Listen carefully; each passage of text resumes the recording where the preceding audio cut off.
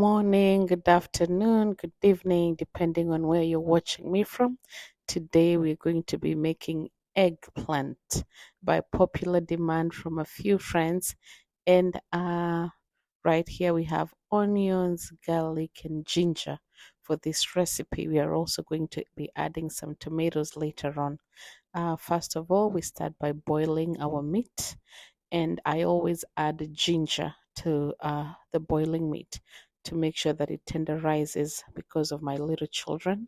And then once the soup is all dried up from the boiling part, we add some onions on top and put some cooking oil to make sure that the onions cook nicely. Some people prefer cooking the onions first with oil, then putting the beef later on, but this is what I prefer.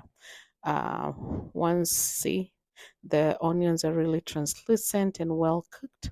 Once they are, go ahead and add in your ginger and your garlic. Make sure that when you're adding the ginger and the garlic, that there is no any soup in your food, please.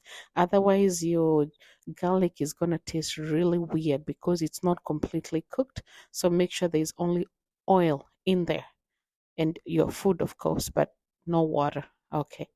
Go ahead and stir that, and then once it's completely cooked nicely, the smell in this kitchen is something else. Really, really nice. Yeah. Once that is completely cooked, then you can go ahead and add in your tomatoes. Oh, this steam will not let me have my shine. Um, yeah, so my garlic and my ginger here cooking nice and smelling nice. Go ahead and now add the tomatoes. Once you add, I used 2 tomatoes for this recipe. They were really big, so it was enough for me. Once you add in the tomatoes, you can go ahead and cover and let it completely cook until you cannot see any lumps of tomatoes. You want to only see the little skin, the peels of the tomato. Not sure what to call them, but that. Some people prefer to just cover it and let it simmer so that it kind of cooks with the steam. But for me, I prefer stirring it and covering it. Look at that. You do not see any tomatoes except from the little peels, yeah? So we're going to go ahead and add in our spices. We have turmeric, paprika, curry powder, and salt to taste. You will go ahead and stir that and make sure it cooks before you put in anything else. You might think I just put in the eggplant, right? But no, I gave it some time to cook. Right there is my eggplant washed and cut up. I don't peel my eggplants, I just wash them really good. And right there, we are going to cover and let it cook. And voila, right there, the eggplant is completely cooked. You're going to go ahead and add in your coriander.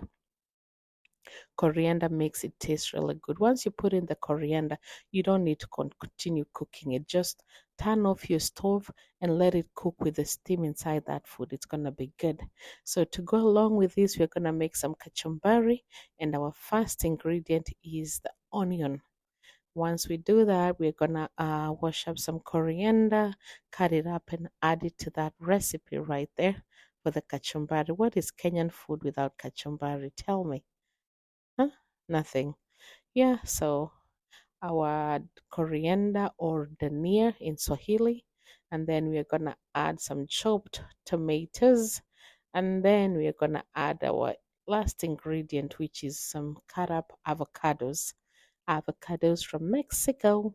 Yep, so onions, coriander, tomatoes, and avocado. And right there is our last byproduct.